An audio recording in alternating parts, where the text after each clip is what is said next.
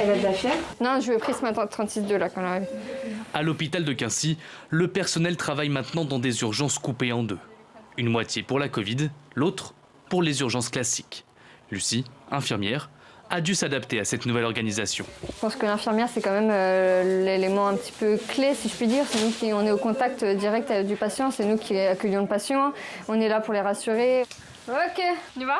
Le plus éprouvant dans ce métier, je dirais surtout en ce moment, c'est le facteur psychologique. On accumule. Voilà, Bonjour. Au travail, on voit des choses pas toujours très simples. Je vous laisse me suivre? Aujourd'hui, Lucie s'occupe de la partie Covid.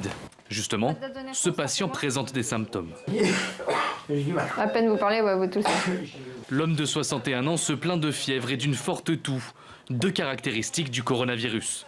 La procédure spéciale Covid-19 se met alors en place. Au vu de la toux du monsieur, on va quand même faire le gaz en artériel, voir si tout est normal. L'électrocardiogramme pour voir le battement de son cœur. Et gaz... Tu m'as dit quoi, PCR? PCR ou pas? Ouais, le test rapide. Donc, je vais lui faire le test antigénique rapide. Le même principe que la PCR classique. On va remettre les couvillons. Mais en 10 minutes, on va voir s'il y a quelque chose de positif ou pas. Ok?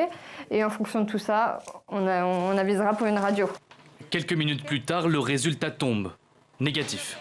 Une bonne nouvelle que ne connaîtra pas une autre patiente dans la chambre juste à côté. Ok, ça va. Elle vient d'être testée positive à la Covid-19. Alors, hop, me voilà.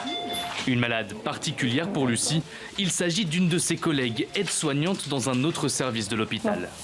T'as du Covid dans ta famille, chez toi à la maison? Oui, mais je suis dans un service coco. Ouais, voilà, ça sera au travail plutôt que tu vas... Oui. Je me sens épuisée, je suis très fatiguée. Je suis fatiguée, c'est ce que je peux vous dire. Vous pensez avoir attrapé ça au travail? Oui, je travaille dans un service Covid depuis 1 mois. Donc on a beau avoir les masques, mais vous savez, il y a des gens qui toussent. Cette situation, Lucie la connaît bien. Elle aussi a attrapé la Covid-19 pendant la première vague. Ça peut être une source d'angoisse, oui. Après, voilà, je pense qu'il y en a qui le vivent mieux que d'autres, mais oui, ça montre qu'on n'est pas à l'abri non plus et que voilà, si un soignant est contaminé, ça veut dire que ça fait un soignant en moins dans l'hôpital parce qu'il va devoir rester chez lui le temps de l'incubation, donc ouais.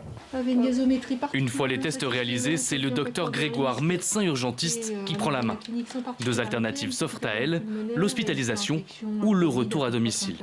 Pour cette patiente, le choix se porte vers la première option. Je vais appeler en médecine pour savoir s'ils ont une place.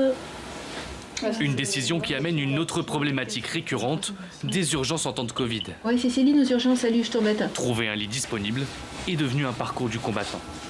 T'as pas de place en unité Covid? Ah. Oui, écoutez bien, c'est Céline. Globalement, il y a des lits, j'ai des patients, qu'ils soient Covid ou non Covid, je peux pas les hospitaliser. Ouais. Oui, tu peux appeler Villeneuve-Saint-Georges, savoir s'ils ont de la place, Covid, non Covid. Donc, tu la prends mais t'as pas dit. Ok, bon bah écoute, je vais me débrouiller alors, ça marche, ok. Je te remercie, ciao.